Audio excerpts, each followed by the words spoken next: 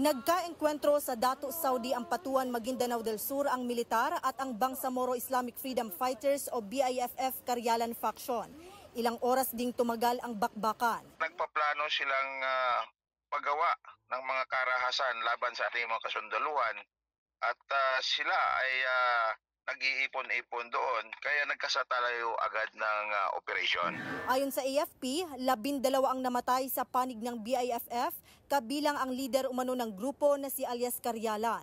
7 sundalo naman ang nasugatan pero stable na ang kanilang kondisyon.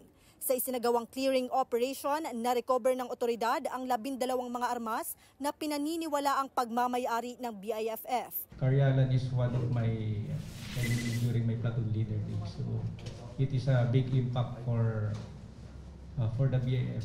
Kasi siya talaga yung hinabol-habol namin. Naka-full alert status ang mga otoridad sakaling rumesbak ang BIFF. Sa Peñarubia, Abra, isang lalaking 36 anyos ang namatay matapos umanong suntukin ng 3 beses. Ayon sa pulisya, lasing ang biktima at naghahamon ng away sa ilang lalaki sa may tindahan. Dumating ang tanod ng barangay na aawat sana sa lalaki pero Iti suspect nga mangpasipay ko makanya na. Yung instead ko mga sumarbing dahito biktima tayo sir ka kamaran na nga mapandanugan dahito yung suspect. Dahito yung suspect based ija istorya na na kahit nga maunahan. Dinala ng barangay chairman ang biktima sa ospital pero hindi na umabot ng buhay. Nagtamo ng sugat sa mukha at pasa sa leeg ang biktima. Sumuko sa pulisya ang suspect. Hindi na siya nagpa-interview sa harap ng kamera pero giit niya, dinipensahan lamang niya ang kanyang sarili at wala siyang intensyong patayin ang biktima.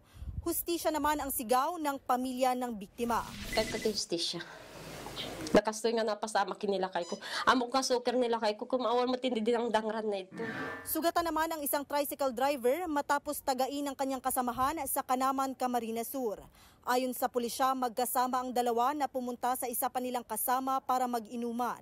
Pero pagdating sa lugar, tulog na ang kanilang kaibigan.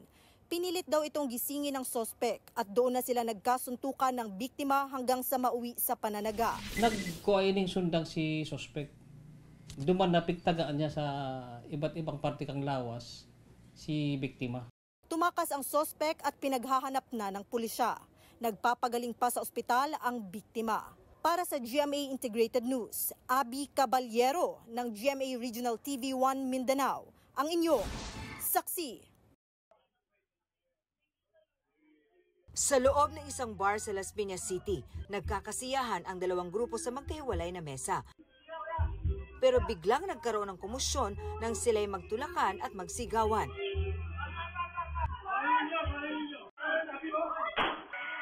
Sa investigasyon ng Las Piñas Police, nag-umpisa daw ang away sa banggaan sa CR.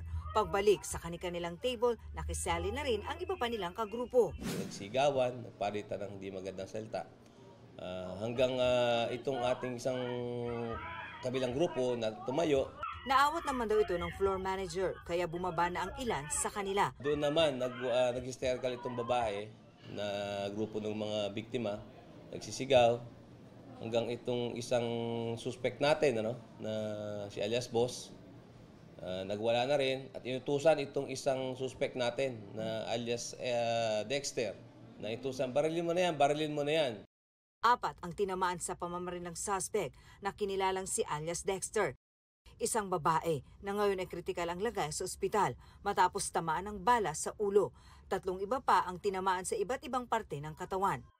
Sasampahan ng reklamong frustrated murder ang namaril at kasama nitong si alias Boss. Gayon din ang 3 hindi pa nakikilala. Frustrated murder din through direct participation by inducement. Meaning yung nag-udyok. Inutusan niyang barilin yung mga, lalo na yung yung isang, sabi niya, barilin niyo. Napag-alaman ng Las Piñas Police na dati na palang may kaso ang 2 suspect. Ang isa nga sa kanila, frustrated murder din ang kaso. Nakausap ng GMA Integrated News ang may-ari ng bar, pero tumanggi na siyang magbigay ng pahayag. Ayaw na rin daw magbigay ng pahayag ng mga biktima ayon sa kanya. Muli namang nagpaalala ang otoridad, hindi raw dapat pinapasok sa mga establishmento ang baril. Ang pagdadala po ng baril, regardless kung ano kanyang katayon sa buhay, military, police, bawal po yan. Kahit po sila ay may permit to carry. Para sa GMA Integrated News, Marisol Abduraman, ang inyong saksi.